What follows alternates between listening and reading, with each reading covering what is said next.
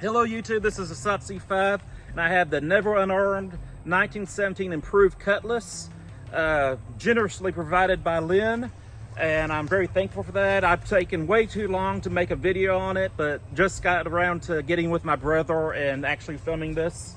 I just want a couple of disclaimers is that I'm not a swordsman. I practiced with the Bongbong-gi and Taekwondo, and they describe that as like a sword-like object. And I have a book on Polish saber fencing, and I have not read that cover to cover. I haven't actually practiced it. I have pretty much no saber training, and yeah, I'm not going to give beautiful cuts. You know, this is just me testing this product. This has a kind of a fatal bevel, but it is sharp. Not quite razor sharp, but sharp. I'm assuming sharp. So somewhere in here, this is a pork butt. It has a bone in it. I'm gonna aim for where I think the bone is. So should be on the duct tape. Should be on the duct tape. Okay, right there. So I just to test the tip. I missed, but hey, that was pretty exciting. It's actually a really good thumbnail right there. Okay. I can tell I'm gonna miss on this, but I think I hit the tree.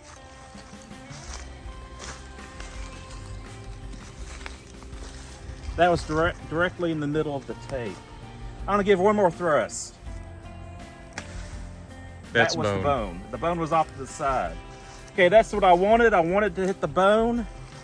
The tip is just fine. Can you see the tip, Matt? Yeah, 1 second. I keep it right there. Yeah, it's perfect. Okay.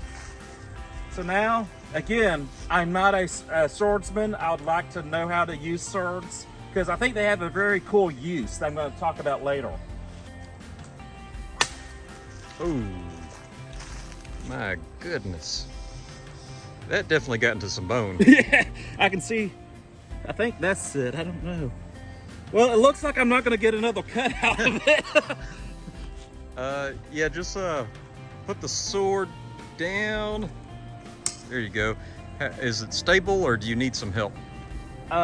It's ready to go in a bag. Okay. So we're gonna bag this up and then we're gonna have a discussion. A few moments later. Hello YouTube, this is the C5. I got two short swords. One is a Cutlass, one is a rather large wakizashi. This is a cold steel wakizashi. This is the Never Unarmed improved 1917 Cutlass. And I just want to give a little discussion like why swords. Like in Texas, I can legally carry a great sword, a katana, and that can be my self-defense weapon, and I can walk around town with it, except in 51% locations. So also in the Renaissance Festival that's really famous in Texas, you can carry swords. There's a peace strings policy. You're never supposed to unsheath your sword, but if someone attacks you, you would be justified in unsheathing your sword. But other than that, why swords? And there's a really cool purpose for these types of swords. I'm not going to say katanas or a bastard sword, but if you live in a location where over-penetration, you don't feel safe having a gun in the house, you don't feel it's not legal to carry a gun in the house or a decent gun, but you can legally have a sword in your house, guess what? This is a good baseball bat alternative. So both of these swords were designed to be used indoors. This is inside of a ship, this is inside of a Japanese house, but these swords were really designed to use in close situations. And so if you don't feel like a baseball bat's gonna cut it and you want a little bit of intimidation factor, swords, and they're cool. And not only that, with swords, you can actually practice an actual martial art and get really skilled. And with a baseball bat, it's just something you swing. I'm sure you can martialize it, but this is an actual art. So that's the discussion that I wanted to have with you.